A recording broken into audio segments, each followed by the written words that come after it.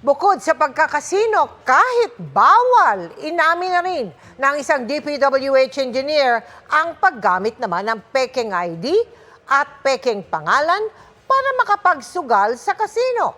Nakatutok si Sandra Aguinaldo. Mga ilang beses ko kayo naglalaro sa isang sabi na sa isang buwan, yung grupo nyo po?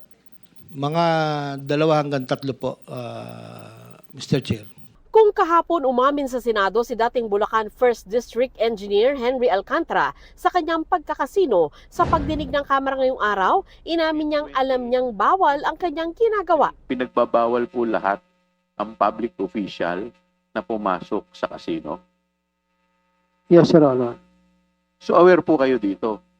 Yes, Your Honor. Si Alcantara ang district engineer na iniuugnay sa ilang maanumalyang flood control project sa Bulacan. Tanong kay Alcantara, paano niya nalusutan ang pagbabawal na ito?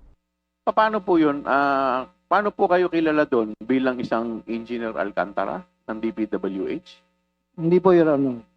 Paano po kayo na pumapasok? Ano po pagkakakilala sa inyo doon? May ID po silang binigay po sa akin na iba po yung name ko doon, Your Honor. Ibang name ang binigay sa inyo? So gumagamit kayo ng alias? Yes, Your Honor. Kahapon lumabas sa pagtatanong sa Senado na bukod kay Alcantara, kasama rin niya sa pagkakasino ang mga dati niyang kasamahan sa Bulacan 1st Engineering District na si Engineer Bryce Hernandez at Engineer JP Mendoza. Ayon sa mapagkakatiwalaang source ng GMA Integrated News, kasama ni Alcantara sa pagkakasino ang dalawa.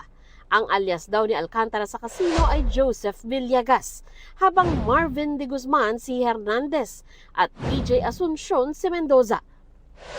Sa hiwalay na briefing sa Kamara ng Philippine Amusement and Gaming Corporation o PAGCOR, tinalakay din ang pagsusugal-an nila ng ilang government employee at mga halal na opisyal. Katunayan, umabot daw sa 180 million pesos ang mga panalo ng iba't ibang naglaro sa kasino na hindi ibinigay dahil natuklasang taong gobyerno sila. May isa pang konsehal na nanalo ng 14 million pesos. Para makuha yan, alam niyo ang ginawa niya, nag-resign siya. pero hiningan muna nila ito ng certification mula sa DILG Secretary na talagang nagbitiw na. Halatang halata po that nag-resign siya doon, nanalo na siya. So, hiningi ko na ba sa kanya susunod kailangan certified by the DILG Secretary. Hindi na po siya bumalik. Sa ilalim ng Administrative Code of 1987, hindi maaaring magsugal ang mga kawani ng gobyerno. Sa Memorandum Circular No. 6, Series of 2016 ng Office of the President, ipinagbawal din ng government officials and employees na pumasok sa mga kasino. Aminado ang PAGCOR na sa dami ng kawani ng gobyerno, mahirap ma-monitor lahat ang mga naglalaro sa kasino, kaya raw nagpapatupad sila ng second screening sa mga nananalo.